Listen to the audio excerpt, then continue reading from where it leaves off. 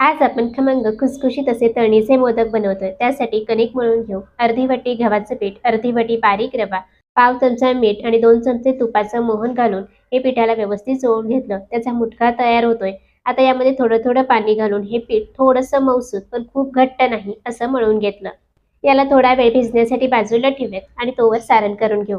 1 चमचा साजूक तुपामध्ये आवडीनुसार सुकामेवा, 1 चमचा खसखस, 1 वाटी ओल्या नारळाचं सव आणि अर्धी वाटी गूळ घालून याला परतून घेतलं. सारण थोडंसं कोरडं झालं की अर्धा चमचा वेलची पावडर गॅस बंद करायचा आणि सारण पूर्णपणे गार करून घ्यायचंय.